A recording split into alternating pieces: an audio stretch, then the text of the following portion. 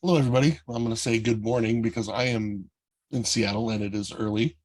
I'm Matt, and you are all here for the complications from treatments and balancing benefits and risks with Dr. Megan Haymart. Dr. Megan Haymart is an endocrinologist at the University of Michigan in Ann Arbor, Michigan. Dr. Haymart's research focuses on variation in the management of thyroid cancer with an emphasis on the role of patients, providers, and health systems in thyroid cancer diagnosis and treatment.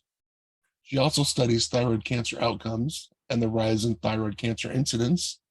She is principal investigator of the NCI-funded R01 grant treatment decision making in low risk thyroid cancer and the AHRQ-funded R01 grant imaging practices and overdiagnosis of thyroid cancer. Dr. Haymart received her medical degree from Johns Hopkins University School of Medicine, completed internal medicine residency at Johns Hopkins Hospital, and completed a fellowship in endocrinology, diabetes, and metabolism at the University of Wisconsin. She participates in creating the National Comprehensive Cancer Network Thyroid Carcinoma Guidelines. And with that, I welcome Dr. Haymart. Hello, welcome. It's so nice for you to join us on this Sunday morning. Today, I'm going to talk about complications from treatments and balancing benefits risk. And as mentioned, I'm a professor of medicine at the University of Michigan. I just wanted to also mention I'm the named Professor Nancy Wigington Endocrinology Research Professor of Thyroid Cancer. And the reason I want to mention that is because Nancy Wigington was a thyroid cancer patient. Unfortunately, she had very aggressive disease and died from her thyroid cancer.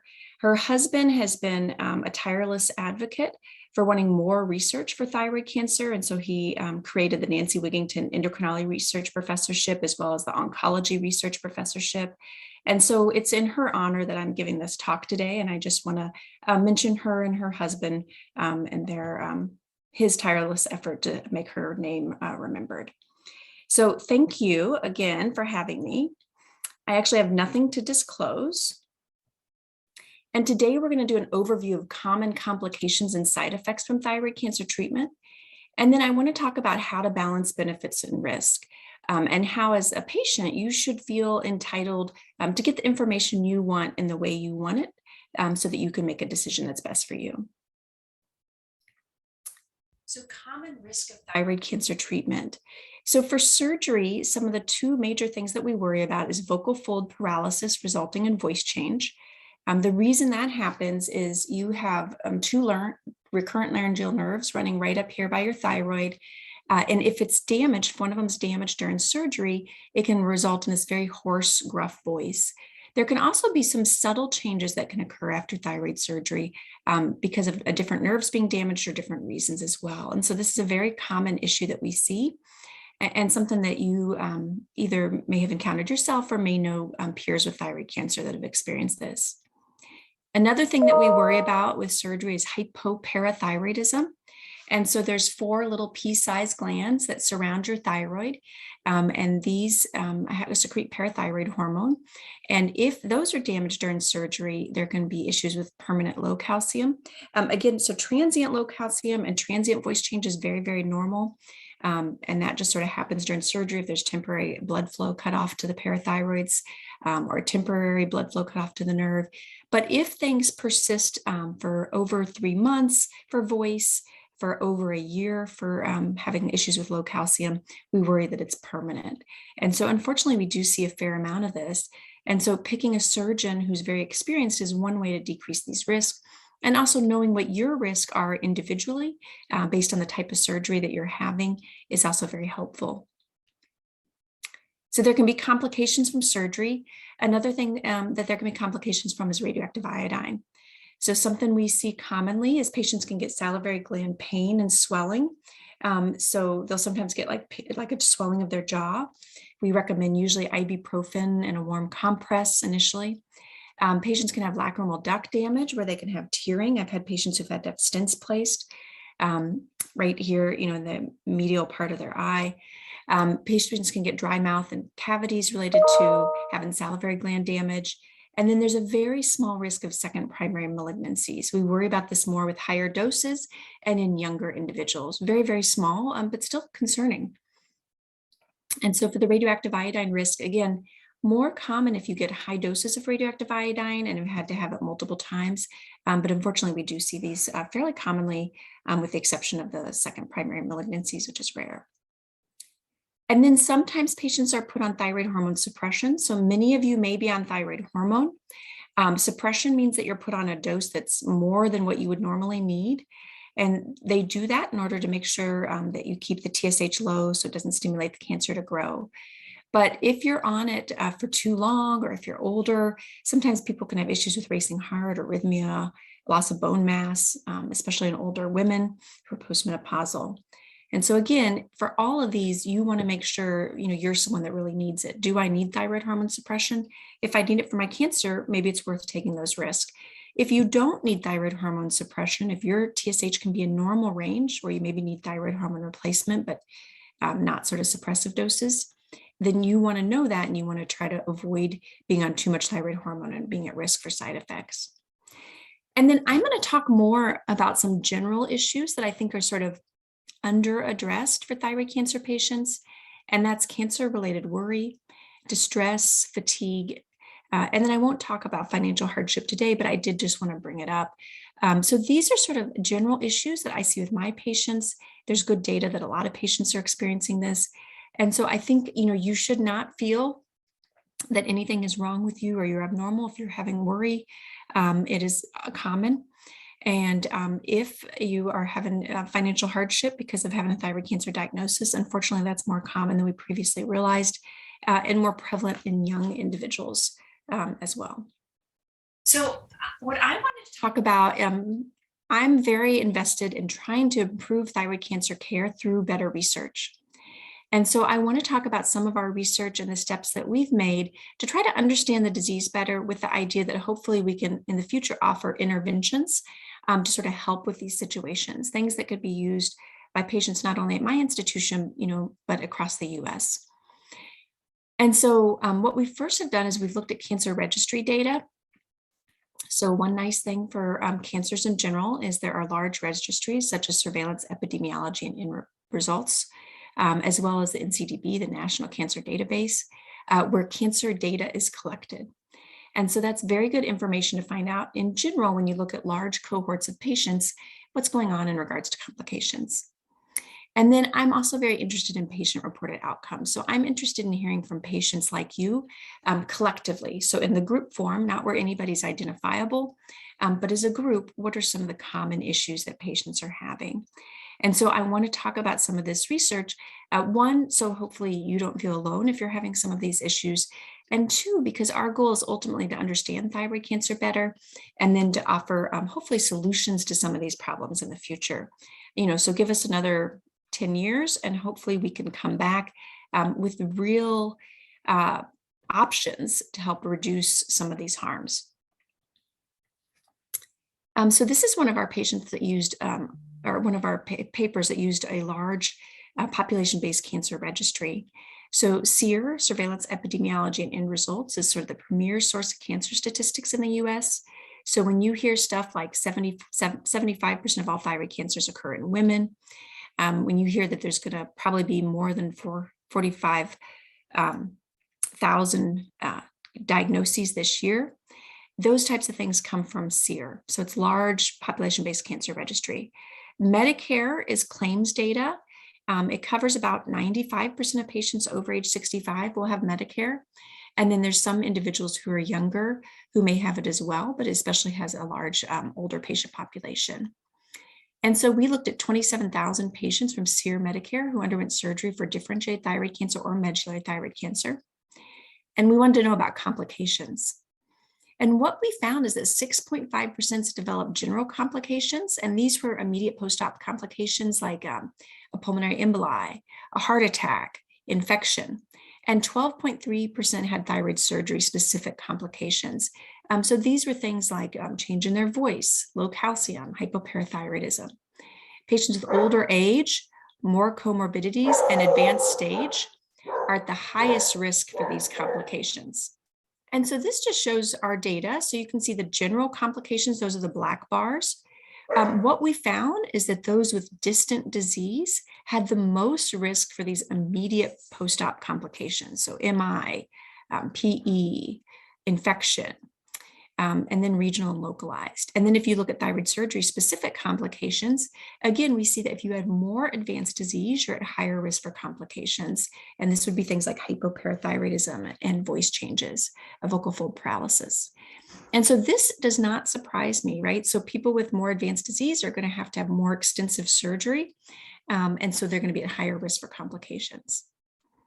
But I think what is surprising is when we looked at just the low risk patients, so people who had localized disease, so it was just in their thyroid, they didn't have lymph nodes in their neck, they didn't have distant disease, we still saw that 8% were having hypoparathyroidism and hypocalcemia, and about 2% vocal cord paralysis. And so this is higher than what we'd like to see, and concerning to us that the complications were so high. And this is different than the numbers you may hear from your doctors. Sometimes your doctors will say, oh, risk of complications from surgery are 1 to 3%. Those are data with high volume surgeons. This is data with all surgeons of different volume, different experience. And so you can just see that in the population at large, these complications are higher than what you may have anticipated. So we looked at big data, but we wanted to learn more about the patient. And so one of the really cool things that we were able to do with our grant, and so this is funded by the National Cancer Institute, is that we use that SEER data, which is population-based data, and they have all the pathology on patients, and patients are de-identified, so you don't know who's who, but you can look at it sort of grouped together. And we surveyed those patients. And so the surveys went out by the SEER site, so I don't know the name of any of the patients, but they could link those surveys to the SEER data. And that gave us the ability to not only know what their pathology showed, but what were patients saying about their cancer. And so, as I mentioned, the SEER program of the NCI collects cancer incidence and survival data on about 28% of the population. There's oversampling of minorities because of the regions that they selected, which I'll show you. And then they've had recent updates in regards to sites. So the yellow and red are the different SEER regions. And so you can see that they deliberately tried to sort of vary it across the United States. They tried to include some rural areas as well as some urban areas. They tried to include regions where there may be underrepresented minorities, so Pacific Islanders, African Americans, Hispanic patients. And so SEER is a fantastic data set. It's a population-based cancer registry. It's the source of cancer statistics in the US, but it doesn't capture everything. And so that's why we wanted to survey patients and hear from patients. And so the patients would receive that booklet, like a light blue that you see there, called the Thyroid Cancer Study. And so they would receive that in the mail. These were all patients who were diagnosed with thyroid cancer in January 2014 through December 2015. They were all from LA County and then the state of Georgia. So just parts of the SEER region, not all of SEER. And we asked the patients very specific questions, and we were able to link it to the registry data on their thyroid cancer pathology and initial treatment. These were all patients with differentiated thyroid cancer, so papillary, follicular, and Hürthle. The prior study I showed you had medullary thyroid cancer as well, but this was just differentiated. They were all adults, so age 18 to 79. We sent out the survey to over 4,000 patients, so a lot of patients. And we were really happy that we had a 63% response rate. So that's, a very good response rate. And patients were very interested in telling us about their experiences, which was helpful. So the mean age of the patients was 50. And if you look at the population at large, the mean age of patients being diagnosed with thyroid cancer is 51. So this cohort was very similar to the age that we see in the community at large. They did span from 18 to 79, just like what we'd see in the community at large. 77% were female. So again, thyroid cancer at large is about 75% female. We did have a more diverse cohort with 57% white, 20% Hispanic, 11% Black, 9% Asian, 2% other, and then less than 1% we didn't have their race or ethnicity. The majority were stage 1, so 69%, 8% stage 2, 15% stage 3, and 6% stage 4. 93% had papillary thyroid cancer. This is pretty similar to what we'd expect in the population at large. 5% follicular thyroid cancer and 2% Hürthle. One of the key things we wanted to know is what side effects were patients having. And so we asked them, we said, many patients experience complications or side effects as a result of treatment. Please select all of the complications or side effects you have experienced as a result of your thyroid cancer treatment. Please select all that apply. And so I'm going to show you those results shortly because you can think about your own experiences and then see what patients like you said. And then we also asked, how is your energy level now compared to your energy level before your thyroid surgery? And this, they had options, so 6 options from much worse to much better. So again, this question I came up with because of patients I see. So this is a common complaint that I have from my patients. And so I wanted to see what patients at large said. And then we asked them to rate their fatigue on average with a 5-point Likert from none to very severe. So this just shows you what patients said about their side effects and complications. And you can see a lot of patients, well over 50%, are reporting lack of energy. Between 30 to 40% are reporting weight gain, low mood, dry mouth, and voice changes for over 3 months are also really common, about 30%. And similar low calcium is about 25%. People are also concerned about unattractive scar. And then some people had racing or fluttering heart or difficulty swallowing. And you can see about 20% had dry eyes or increased hearing. So lots of concerns, and some of these more prevalent than we thought. And I think that this is really important because it shows us that patients are having more side effects than we may have anticipated. And can we do more to either tailor care or to help with those side effects? Younger age, history of depression, thyroid hormone suppressive treatment, and receipt of radioactive iodine correlated with worse energy. So it doesn't mean that those caused it necessarily, but people that reported these things tended to have worse energy. So they correlated. Younger age, history of depression, more comorbidities. So that just means they had other health problems like heart disease or lung disease. And then thyroid hormone suppression correlated with substantial fatigue. So again, we don't know if these things caused it. This is not where we can figure out cause or effect, but just people who reported these were more likely to have substantial fatigue. And then low serum calcium for greater than 3 months also correlated with worse energy and substantial fatigue. And low calcium can be related to fatigue. We know that clinically. And so this to me makes sense clinically. We really want to know more about voice problems. And so we deliberately excluded patients who didn't undergo surgery. That was a very small percent. And those who reported voice problems prior to surgery, because that could have been either that their cancer was invading a nerve or they had other issues with their voice, and we didn't want to attribute it to the surgery itself. We used a voice handicap index. So this is just a special survey that was developed and validated to look at voice. And the reason we wanted to do this is sometimes there will be questions about vocal fold paralysis, which means specifically that an ENT doctor usually looked down their throat and saw that the vocal folds, instead of closing normally, one of them wasn't closing, just one was. So that's a very specific diagnosis. But I know that there's a lot of patients with voice problems who either haven't had that looked at or could have another reason for their voice problems. And so I really wanted to dig further and figure out how common that was. And on this validated scale, that's a survey, a score greater than 11 was considered abnormal. And so these are the very specific questions that we ask patients. So you can think about yourself and how you would answer these. They would have a scale, a 5-point Likert scale from not at all to a lot. But we asked them, is it true for you that my voice makes it difficult for people to hear me? And they could say if that was true or not, but on this 5-point scale, people have difficulty understanding me in a noisy room. My voice difficulties restrict my personal and social life. I feel left out of conversations because of my voice. My voice problems cause me to lose income. I feel as though I have to strain to produce voice. I've seen this in a lot of patients who report that they have to strain and they really feel like they lose their voice by the end of the day.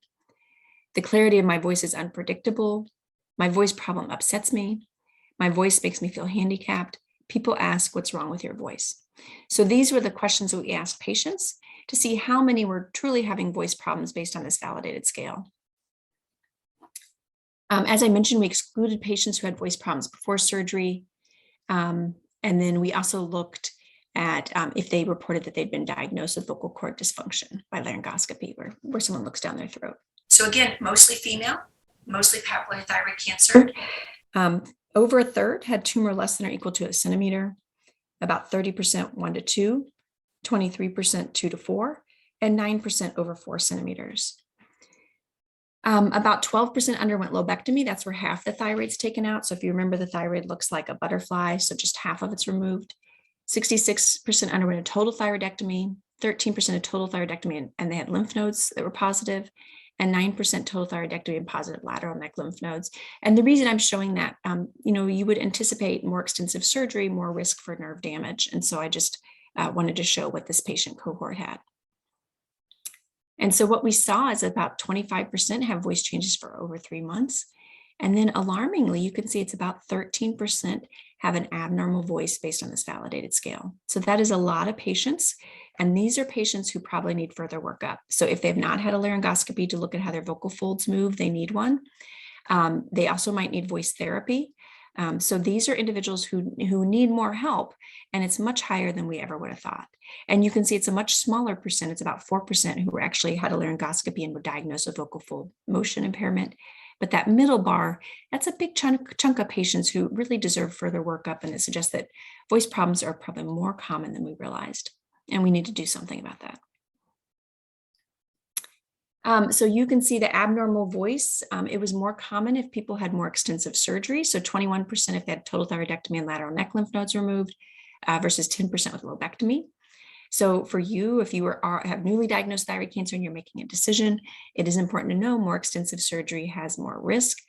Sometimes it is needed, but you really want to talk with your doctor to figure out what is and isn't needed.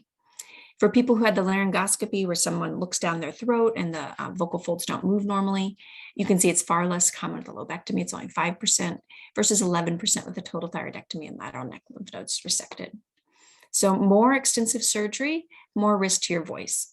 So one of the things that I'm really interested in, and I think unfortunately has been underexplored, is the worry that I see in my patients. And I don't want anyone to think that worry is wrong. It is normal, and I think we just have to figure out a better way to manage that worry. And so we excluded patients with recurrent, persistent, and distant disease from the cohort. And because people would expect that patients with recurrent, persistent, and distant disease would worry. But do other patients worry as well, even those that are disease-free? And so these are all patients 2 to 4 years post-diagnosis. 41% worried about death, 44% worried about harms from treatment, 55% worried about impaired quality of life, 58% were worried about their family members potentially getting a cancer too, and 63% were worried about recurrence. So even patients who don't have recurrent, persistent, or distant disease, it's very common, even 2 to 4 years after diagnosis, to still have worry about your cancer. And then we asked, well, how does that worry impact you?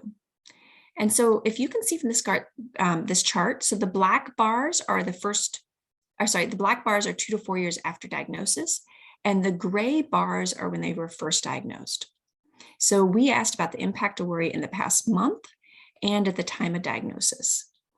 And what you can see that when they're first diagnosed, it's around 60% say that worry makes it difficult to carry out usual activities at home and work, so about 60%.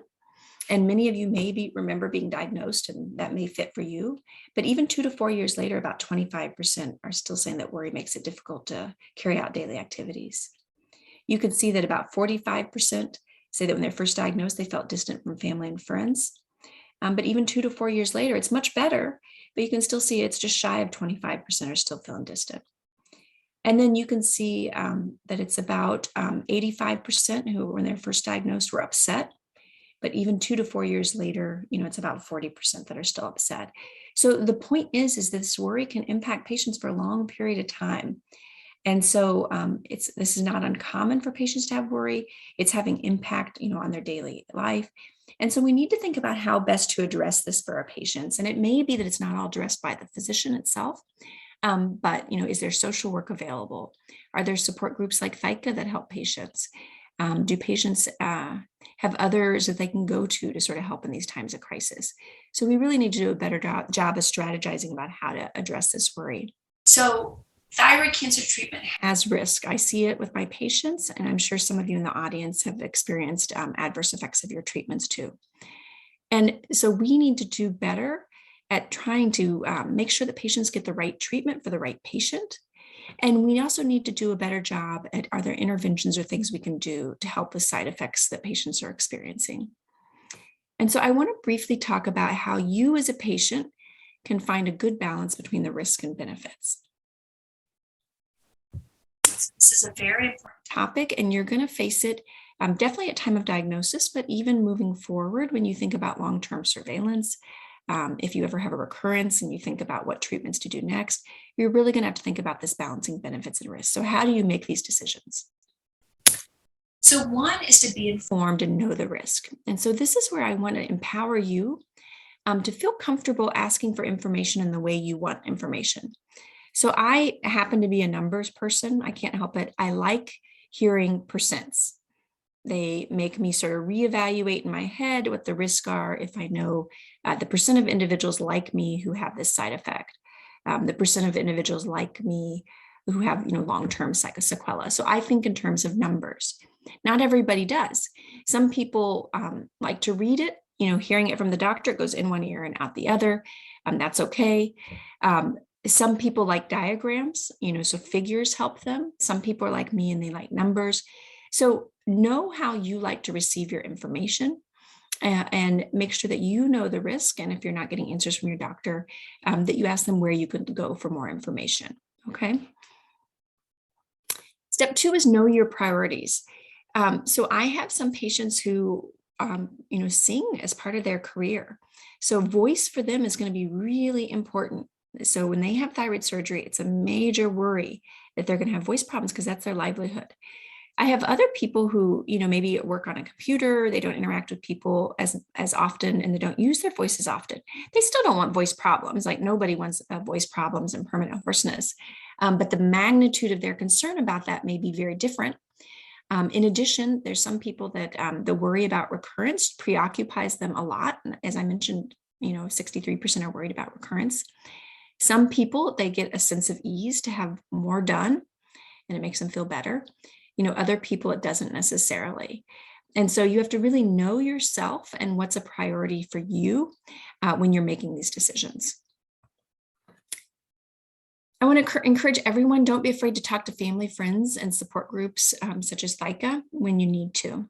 So, don't be afraid to lean on others, to bounce ideas off of them. Don't be afraid to bring a family member to a physician visit. I never mind when someone has a family member there to take notes or to listen, or a friend there. So it's okay to involve others. If you need more answers, don't be afraid to follow up and ask more questions. We usually never mind answering questions. We want you to make the best decision for you and to be happy with that decision. And I've had patients who I'm thinking of one in particular, she asked a lot of questions and was very anxious, but ultimately she made the best decision for her, and now her mind is really at ease. And this is big for thyroid cancer, so you should never feel rushed. So most of the time for thyroid cancer, there's not an urgency to the treatment.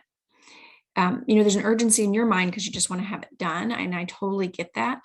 But if you are in the clinic visit and you really don't know which decision is right for you, don't feel like you have to make a decision that day. It's okay to tell the doctor, can I do some more reading? Can I talk with my family? Can I get back to you? Totally fine. So you should not feel rushed in your decision-making process. And then finally, only you can know what's right for you. So for the majority of thyroid cancer decisions, it should be a shared decision, meaning the physician should be involved in giving you information. And then a lot of times, either or can be right for somebody. And so you as an individual have to know what's right for you. So take your time, get the information, and then ultimately it's your decision. So many of you have, underwent treatment or are going to undergo treatment. Many of you might have worry about recurrence. All these feelings that you have are normal. You are not alone.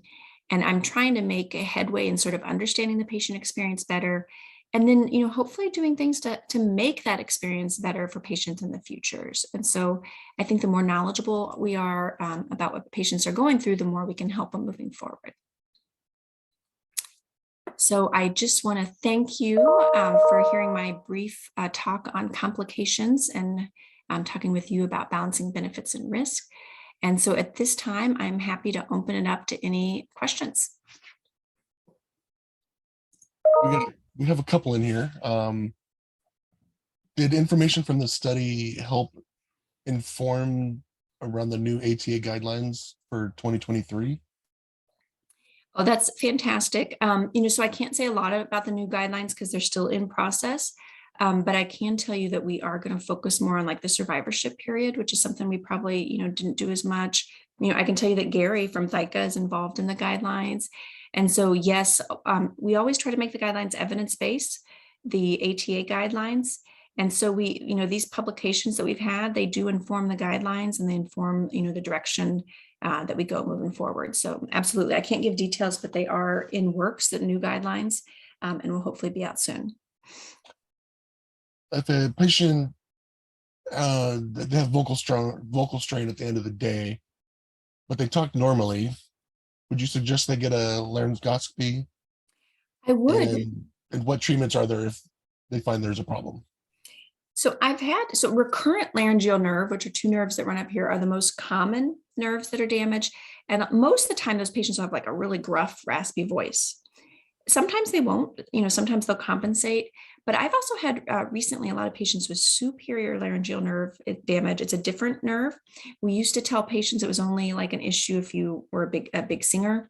But what I'm seeing is that patients, even like physicians who had thyroid cancer and had surgery, some of them will report that they're given a lecture like I am, and they have strain at the end and they sort of feel like their voice fades.